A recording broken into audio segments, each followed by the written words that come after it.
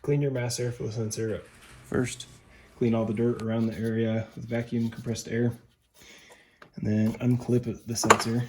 And then there are two Phillips to hold the sensor in place.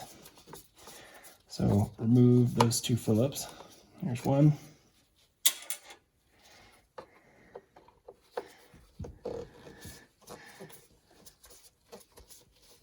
And here's two. Now they should dummy proof this to where you can't put it in upside down.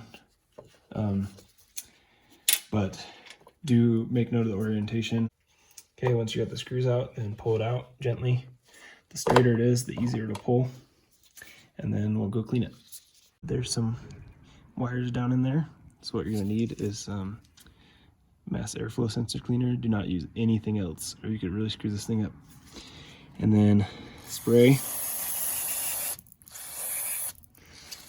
Get it all clean.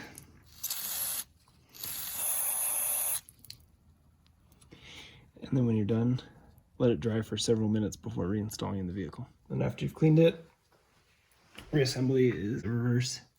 Make sure your gasket that seals it to the air intake is in good shape. Put it in. Get the screws back in.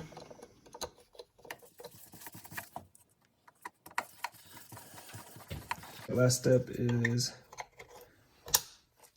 reconnect the connector for the mass airflow sensor and you're done. Whenever you do this, highly recommend taking off the negative terminal of the battery. Let the computer get a little reset. Reason being because it was running with the dirty mass airflow sensor and it needs to relearn. And if you go back the way that you've been, what I've experienced is it tends to make your idle kind of high. So that's my recommendation. Then go take off the battery terminal, let it sit so everything resets, and then reconnect it, take it for a test drive, and you're all done.